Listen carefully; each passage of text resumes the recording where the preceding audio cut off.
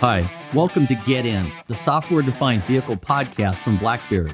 With this series, we're diving into what the future of transportation just might look like. So don't just stand there, get in. I'm Steve Kovsky, I'm editorial director for BlackBerry, and I'm very pleased to be here at CES 2023 with a very distinguished guest who we have to thank for much of what we're going to be talking about today. And Mattias, would you introduce yourself? Great. Thanks, Steve. So my name is Mattias, and I run the BlackBerry IoT business unit for BlackBerry. No small feat. Oh, thank you. Thank you. And it's been a pretty good year in a lot of ways. It's been an incredible year. It is actually a year where we have record design wins and record financial results across the board. And on top of that, there's a significant amount of achievements across the roadmap and in investment space. Okay, well, we're going to talk about some of those, but congratulations. Thank you. And it's a great way to start the year. It is. To be able to say that. So what are you and what is BlackBerry trying to accomplish here at CES this year? Great question. So as usual, this is a big event for us. There's a lot of stuff going on. If I were to summarize at the top level what we're doing here, I would say first of all, we're here to reconnect with customers and partners. We have probably 150, 200 delegations coming through the booth already this year. Secondly, we are obviously trying to showcase both what we have done the last 12 months since the last CES and what is on the roadmap for the next 12 to 24 months. You can see that in the booth. We have 8 different stations where the team is able to take us through, all the work that we've been doing over the last 12 months. The third thing I would highlight is we're doing something new this year for the first time ever. We have a collaboration with MotorTrend around a software award within automotive. And I'm incredibly excited about that, and I'm sure we're going to come back to that question. I will. Okay, thank you for that overview. Let's talk about a few of the highlights at the event, and let's start here in the booth. There's 2 vehicles in the booth. Yep. They're showing very different glimpses of what's possible using BlackBerry technology. One that's on the road today, and one that's a little bit more futuristic. Tell me a little bit about what we're showcasing with those. Yes. So essentially we have 2 major components that is sort of the backbone of what we are doing here at CES. One is the evolution of QNX, our core software development platform. And the second one is the evolution of Ivy, our partnership with AWS for edge processing of sensor data. And the cars are good examples of what is happening in that space. If I start with QNX, what you will see in the booth in a couple of different stations, and obviously in the discussions on the side, is essentially 2 major changes that is happening with QNX. First of all, we have put QNX in the cloud together with AWS, and there are lots and lots of very important implications of that, and I'm looking forward to that discussion with customers and partners. And secondly, we are this year, 2023, introducing the next generation microkernel, which is something that we have been working on for the last 3.5 years. It doesn't happen that often, every 10 years or so. And it's a very, very important development for high-performance compute at the edge. And some of that is reflected in the booth. On the Ivy side, we talked quite a lot about Ivy last year. Ivy has done an incredible amount of work during the year, both on the roadmap side and on the proof of concept and making sure that the platform is hardened. And you will see that reflected in the booth. We are showcasing Ivy on 3 commercial automotive grade platforms. We have Bosch, we have Pateo, and we have AWS. And we are actually showcasing our first design win with Ivy, which we are very excited about. There's a lot to dig into there. And you mentioned the new kernel. Yes. What can you tell us about that? So, we have a very particular architecture that has tremendous benefits for our customers. The microkernel architecture is, from our perspective, the most secure, the most stable, the most high-performing kernel for real-time operating systems out there. And we are evolving that kernel to make sure that we can respond to the customer requirements for high performance at the edge. And we are in early access for this next generation kernel. It will manage multi-core edge compute, which is extremely important, and we are convinced it's going to be the most efficient and most highest performing microkernel out there in the world. No small No.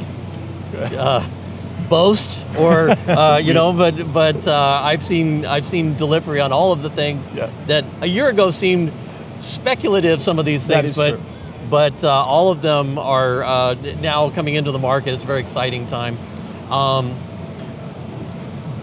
This was not a prepared question, but it's one that you've prepared for very well. And what is the BlackBerry QNX brand? What does it mean? What does it bring to market? So there's a lot to unpack in that question, but I would say if you start with the value proposition, what does the QNX software platform bring to customers and partners? I think first of all, it reduces complexity for our customers. As you build these sophisticated, intelligent edge IoT stacks, you need a solid platform, a solid foundation for that stack, and QNX is the ideal choice for the vast majority of customers that have the highest requirements. Secondly, it reduces complexity, and because of a couple of other things, it also reduces time to market. If you're getting out of the underwear and plumbing of software, you can focus your software engineers and the valuable investment you have in software on the application layer and the things that really matter for your differentiation towards your customers and your consumers.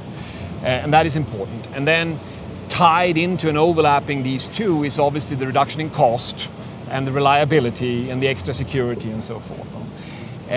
If you move from that sort of value proposition to differentiation, at the highest level we talk about 4 dimensions. We talk about performance, we talk about safety, we talk about security, and we talk about reliability. And obviously there's a lot to say about each of those 4, but that is the differentiation of QNX, and we're getting a tremendous response at present from the market.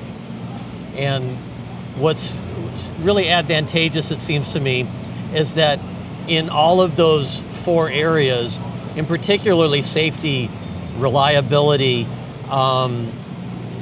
performance, you've got a track record of QNX that's going back decades. Yes. And when you talk about reducing complexity, I think we all know the complexity is still there. Of course. These are highly, highly complex systems. Of course. But you're able to manage them in a way that compartmentalizes the complexity and allows you to hang on to and still achieve the safety, the reliability, the performance, all of those things that are so important. Yes. And I think what is important, and I know it's a little bit basic, but what I think is important is that you have these massive secular trends going on in overall edge compute, and they are basically pushing requirements in the direction of our value proposition.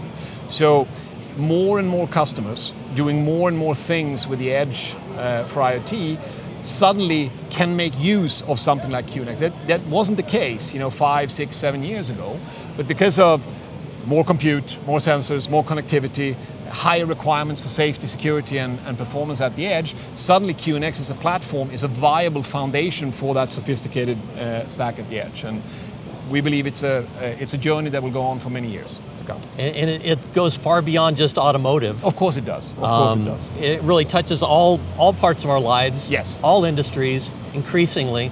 But let's go back to automotive for a minute, because there's another milestone that you're bringing to bear, which I think is very exciting, and that is this partnership with MotorTrend and shining a spotlight on the people that are dealing with this complexity and harnessing it in ways that consumers are going to just be delighted by in the future. Tell me what you're doing and why. Okay. Yeah, so there's quite a lot to unpack in the overall software award, but simplistically, we have partnered with MotorTrend to, over a multi-year period, drive a software award for the automotive industry. And the reason we're doing this is because we believe that there is a lot going on in the automotive industry in software that outside of the small sphere of the automotive value chain, people are just not aware of. And they should be, because from our perspective, there is no more interesting, no more challenging place to do software work than in automotive at this point in time. We talk about the next generation software-defined car as the most advanced IoT edge point there is. There's no other edge point that has more compute power, more sensors, more connectivity, more cloud interaction, etc., etc. Solving the problems in the software stack that is driving that evolution is, from our perspective, the most exciting software challenge there is at present. And with that challenge comes obviously a requirement. If you're going to solve very difficult problems for many years to come, you need good people.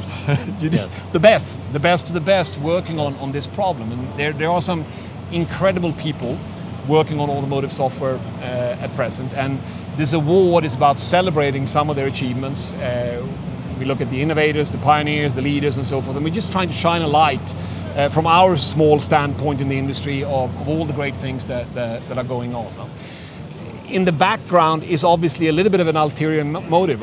We believe that the automotive industry as a whole requires many, many, many more excellent software engineers. It's a problem for everybody, including ourselves, to find these people. And we would much rather have the best graduates from the best schools coming to work on these incredibly exciting problems than tweaking advertising algorithms for TikTok or whatever it is that they do today. Well, so cultivating this next generation of rock stars that are going to be the motive force behind automotive and many other industries that are going to directly benefit from that value chain you've created. Exactly. All right, finally, what would you say is the most important message to deliver here at CES if you had to consolidate it? Yeah, that's a tough one. I would probably say, if you're working on an advanced software edge compute stack today, talk to us. We can help. We have an incredible roadmap, an incredible portfolio, the strongest it's ever been. We are investing at a very high rate into the future of this edge compute stack, and we're working with some of the brightest stars in this space at present. We are convinced we can help you. Talk to us.